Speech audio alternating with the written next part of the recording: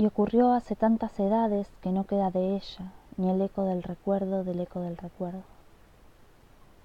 Ningún vestigio sobre estos sucesos ha conseguido permanecer. Y aun cuando pudieran adentrarse en cuevas sepultadas bajo nuevas civilizaciones, nada encontrarían. Lo que voy a relatar sucedió en un tiempo lejanísimo, cuando los continentes tenían otra forma y los ríos tenían otro curso. Entonces, las horas de las criaturas pasaban lentas. Los brujos de la tierra recorrían las montañas maduinas buscando hierbas salutíferas, y todavía resultaba sencillo ver a los lulus, en las largas noches de las islas del sur, bailando alrededor de sus colas. He venido a dejar memoria de una grande y terrible batalla, acaso una de las más grandes y terribles que se libraron contra las fuerzas del odio eterno. Y fue cuando una edad terminaba y otra funesta se extendía hasta los últimos refugios. El odio eterno rondaba fuera de los límites de la realidad, buscando una forma, una sustancia tangible que le permitiera existir en el mundo de las criaturas. Andaba al acecho de una herida por donde introducirse, pero ninguna imperfección de las criaturas era grieta suficiente para darle paso. Sin embargo, como en las eternidades todo sucede, hubo una desobediencia que fue herida, imperfección y grieta suficiente. Todo comenzó cuando la muerte, desobedeciendo el mandato de no engendrar jamás otros seres, hizo una criatura de su propia sustancia, y fue su hijo y lo amó. En ese vástago feroz nacido contra las grandes leyes, el odio eterno encontró voz y sombra en este mundo. Sigilosa, en la cima de un monte olvidado de las tierras antiguas, la muerte brotó en un hijo al que llamó Misáyanes. Primero fue una emanación que su madre incubó entre los dientes. Después fue un latido viscoso. Después graznó y aulló. Después rió y hasta la propia muerte tuvo miedo. Después se emplumó para volar contra la luz. Los vasallos de Misáyanes fueron innumerables. Seres de todas las especies se doblegaron ante su solo aliento y acataron su voz. Pero también seres de todas las especies lo combatieron. Así la guerra se arrastró hasta cada bosque, cada río y cada aldea. Cuando las fuerzas de Misáyanes atravesaron el mar que las separaba de las tierras fértiles, la magia y las criaturas se unieron para enfrentarlas. Estos son los hechos que ahora narraré en lenguas humanas detalladamente.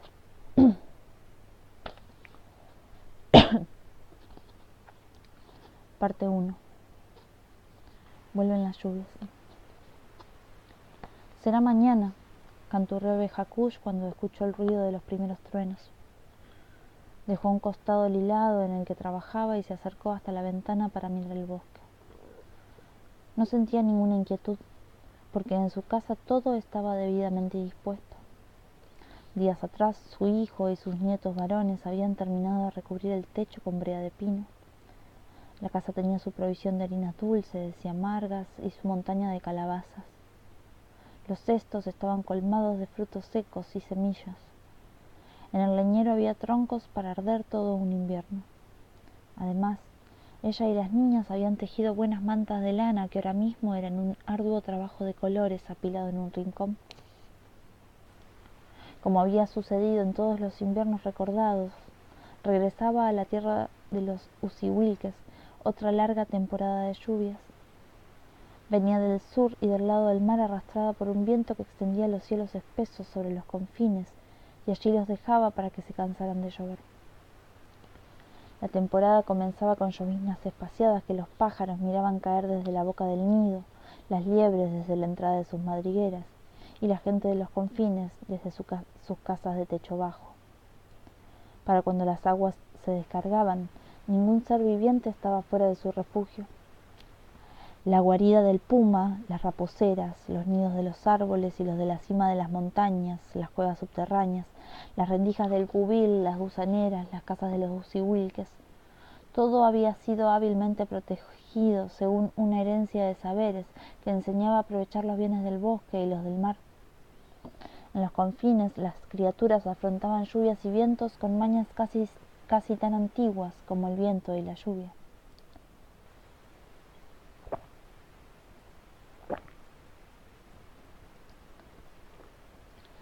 «Será mañana que empezarán las aguas», repitió Kush, y enseguida se puso a tararear entre dientes una canción de despedida. Cucuyén y Wilquilén fueron hasta el calorcito de la revieja.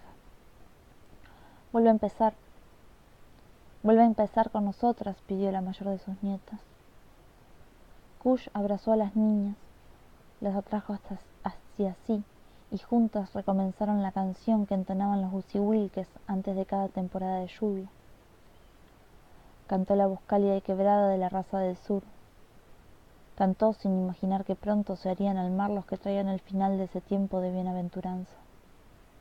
Ellas cantaban esperando a los hombres de un momento a otro que aparecerían por el camino del bosque con las últimas provisiones. Vieja Kush y Cuicuyén lo hacían al unísono, sin equivocarse jamás. Wilquilén, que solo llevaba vividas 5 temporadas de lluvia, llegaba un poco tarde a las palabras. Entonces levantaba hacia su abuela una mirada grave, como prometiendo algo mejor para la próxima vez. Las usihuilques cantaban hasta pronto. Hasta pronto, venado, corre, escóndete. Mosca azul, vuela lejos porque la lluvia viene. Padre halcón, protege a tus pichones. Buenos amigos, bosque amado, volveremos a vernos cuando el sol retorne a nuestra casa. Los 3 rostros que miraban desde la casa eran de colores oscuros en el cabello, la piel y los ojos. La raza usihuilque se había forjado en la guerra. De allí la dureza de sus hombres y de las largas esperas, los esmeros de sus mujeres. Los corales del mar enhebrados en las trenzas, engarzados en brazaletes y collares, o ceñidos en la frente, eran el único bien que realzaba las vestiduras de las mujeres usihuilques.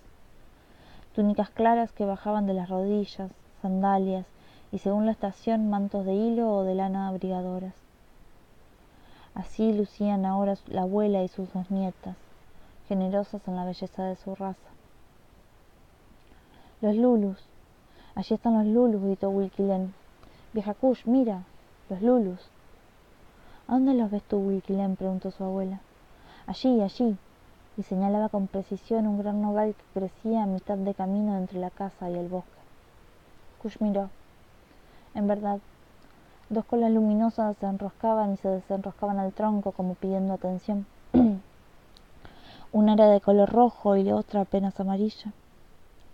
El color indicaba el tiempo de vida de los lulus, más viejos mientras más blanca la luz de sus colas. El anciano usihuilque no se sorprendió.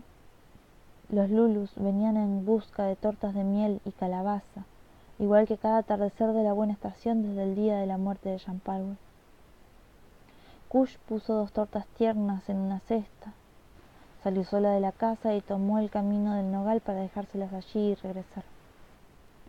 Ellos nunca le hablaban. No lo habían hecho en los 5 años que llevaban sus visitas. Los lulus no hacían amistad con los hombres y siempre que les era posible huían de su presencia.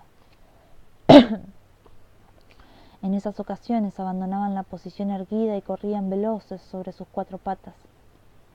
Pero si eran sorprendidos en medio del bosque, los lulus permanecían inmóviles, con la cabeza agachada y las pezuñas agarradas a la tierra, hasta que el hombre se alejaba. Sin embargo, y a pesar de la mala amistad, fueron los lulus los que trajeron a Yampalwe hasta la casa, ya casi muerta por la mordedura de una serpiente, y la depositaron suavemente junto al nogal. Esa fue la primera vez que Kush vio de cerca los ojos de un lulu. «No pudimos hacer más por ella», así le habían dicho esos ojos. Ahora vieja Kush marchaba a enfrentar una mirada parecida. La revieja había depositado la cesta en el suelo y se disponía a volver con las niñas, cuando el soplido de uno de los lulus la detuvo. Se rehízo del asombro y giró de inmediato temiendo un ataque. En cambio se encontró con los ojos del lulu de cola amarilla. La miraba igual que aquel lulu la había mirado el día en que murió Yampalwe. Kush supo que se avecinaba otro dolor y lo enfrentó con la serenidad aprendida de su pueblo. ¿Y ahora qué sucederá?, preguntó. El Lulu se quedó en silencio, sus grandes ojos llenos de presagios. Habla, mi hermano Lulu, rogó Kush. Dime lo que sabes. Tal vez podamos remediar algo todavía. Pero Lulu giró hacia el bosque y se alejó de allí en 4 patas. El más joven, ajeno a la preocupación, no se resignó a malograr el festín. Sacó las tortas de la cesta y recién entonces corrió tras su compañero. Kush desanduvo muy despacio el trecho que la separaba de la casa.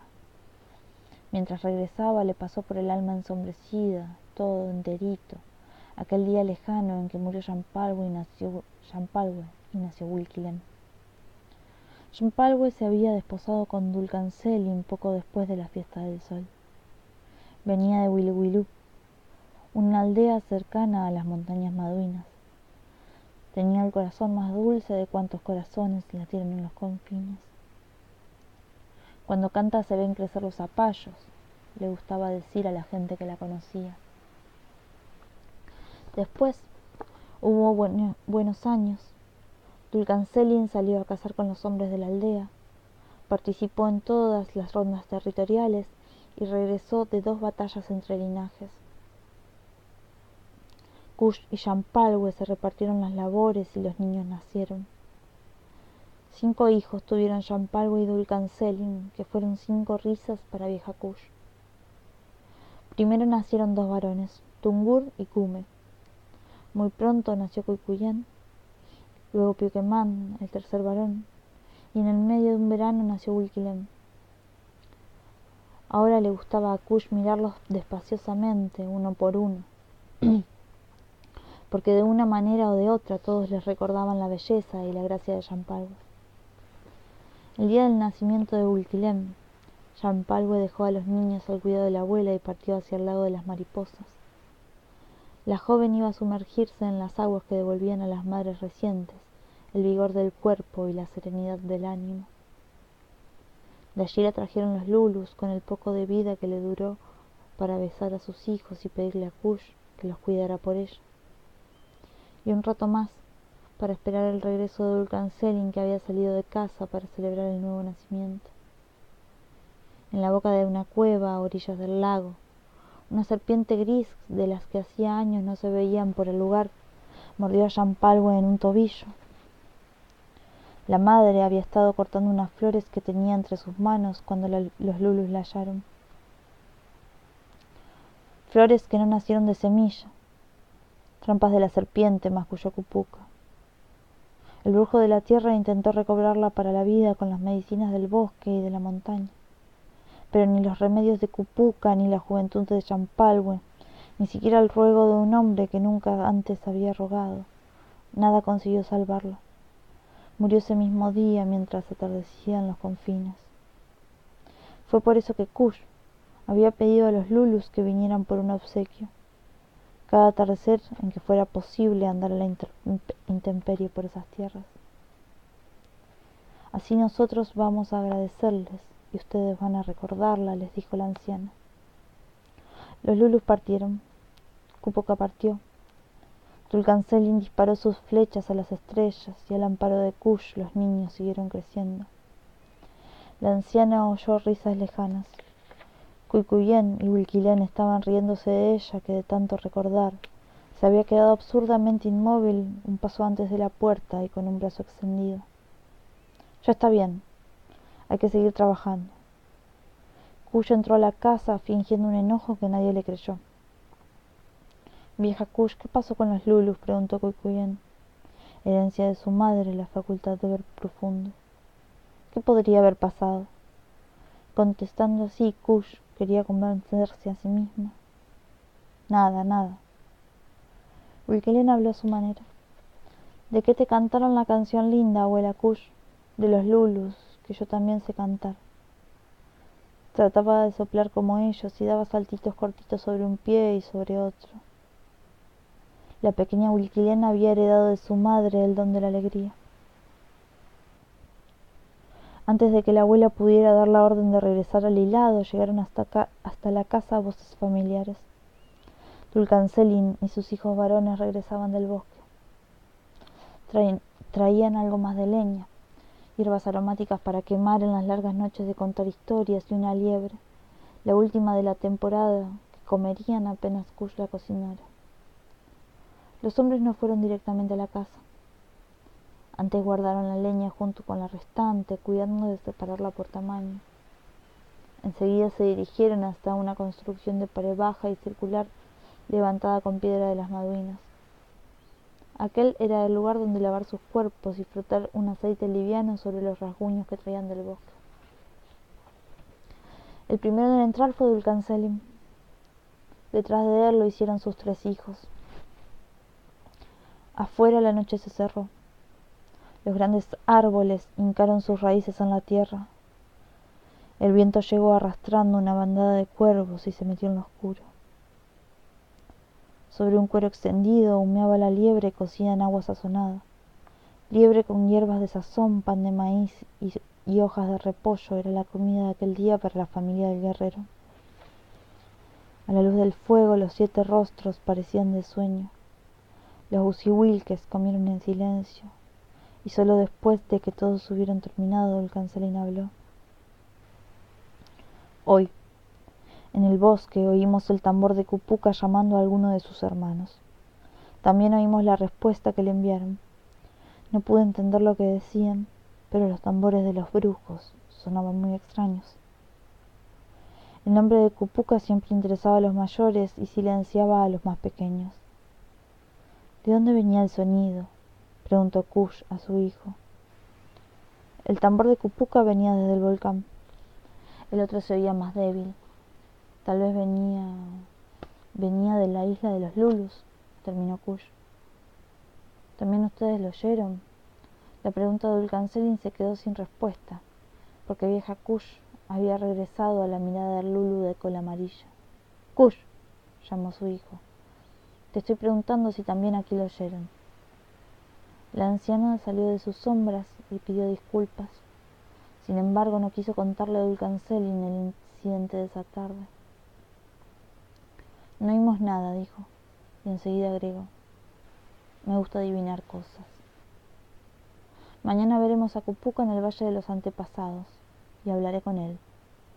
Con estas palabras, Dulcancelin dio por terminada la conversación.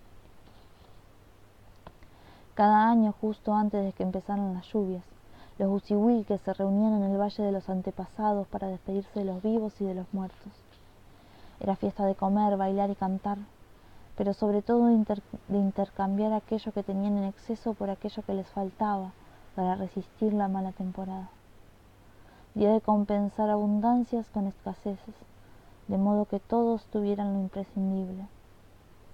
En poco tiempo los separarían la tierra empantanada, los vientos y el frío. No era época de caza, de siembra o de guerra, y la comunicación entre ellos quedaría reducida a las necesidades más severas.